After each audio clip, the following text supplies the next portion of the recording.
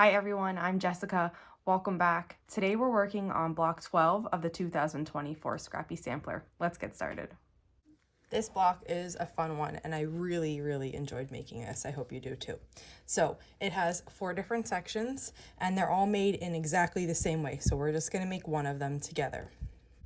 And this is what the layout's going to look like. Now we're making this block oversized and we're trimming it down.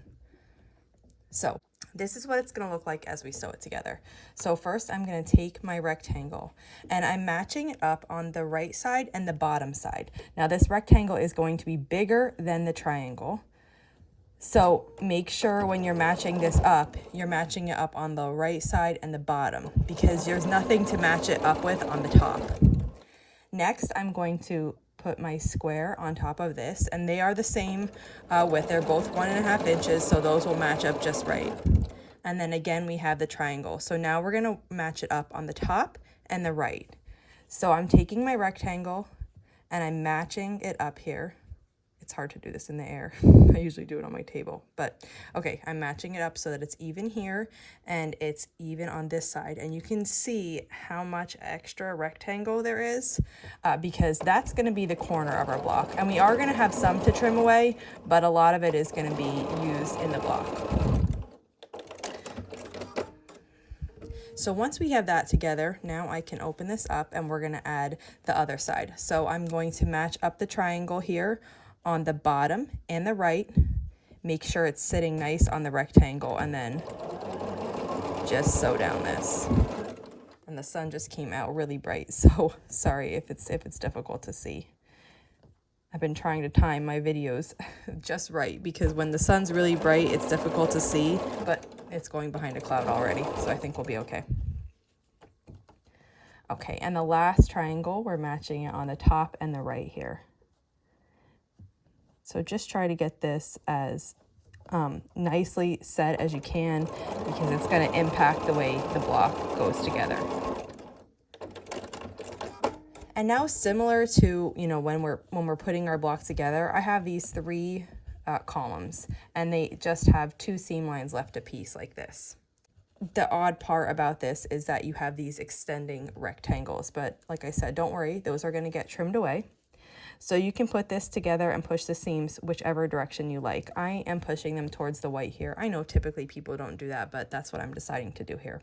So I'm matching this seam and I'm holding it. The seam is nesting, and then I just let the triangle go as far back as it needs to go. It's not going to go anywhere near the edge. That's okay, that's correct. So as long as my seam is nesting and my triangle is laying flat, that is placed correctly. Now I'm going to nest this other seam right here. And when that is in place, I'll continue stitching forward. And I'm just making sure that my triangle is laying right along the edge of the white rectangle. Okay, so this is what we have so far. And then we're going to repeat that same thing on this other side. So I'm going to start by nesting my top seam and getting my triangle laying along the edge. And once that happens and I sew up to that seam, I'll stop.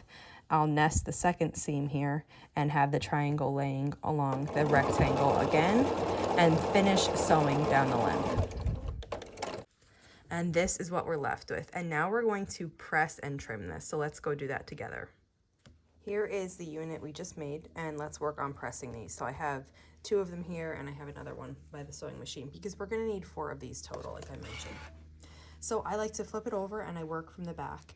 First, I'm looking at this seam line closest to me, and I'm just pushing it down and with my finger, and then I'm gonna put the iron on top of it. See how like I held this seam right where the thread was, even though there's nothing there, and then I set it. It works nice like that, so then you can cut it later.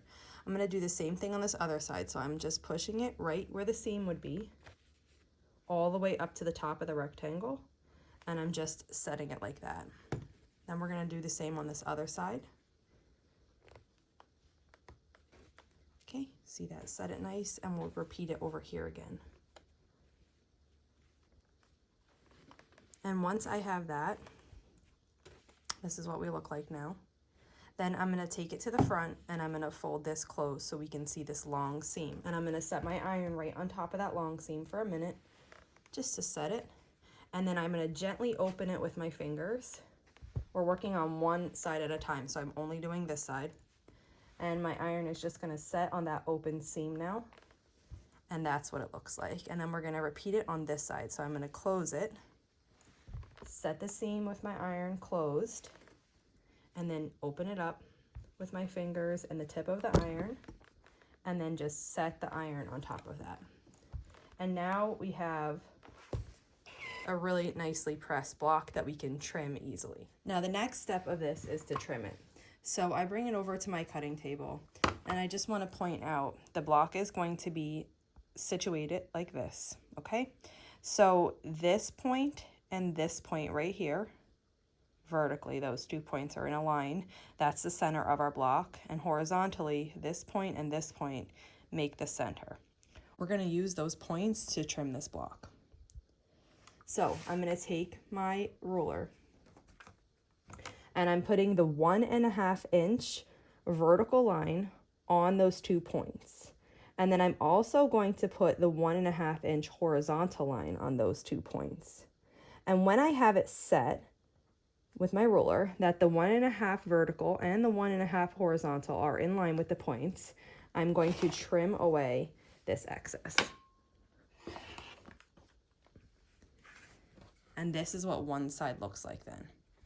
Now I'm going to turn the block 180 degrees, put my ruler on. Now we have the luxury, our left side and our bottom side are lined up perfectly straight.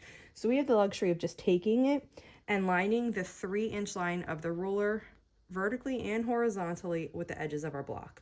At the same time though, I like to just check that 1.5 inch vertical and horizontal should be in line with the center of our block. So I often just check that just to make sure I did piece this correctly and that everything looks good.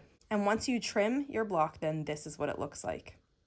So we need 4 of these units, and I'm doing mine in yellow, pink, orange, and green.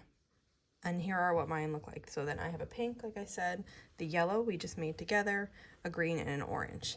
And once we have these 4 units made, we have the 4 corners of our block, and we just need to assemble the rest of it, which is going to be quick and easy. So I'm taking one of my sections I just made, and I'm laying a blue rectangle on top of it. And we're going to sew this together. We're going to assemble this like an uneven 9-patch now. I have another blue rectangle in the center of my block, which I chose to have a white square. Then another unit and one more blue rectangle.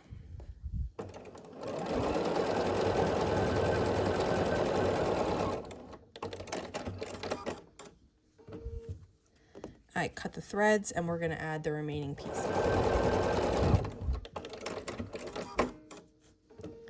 And this is what it looks like right now, and we just need to sew the last 2 remaining seams.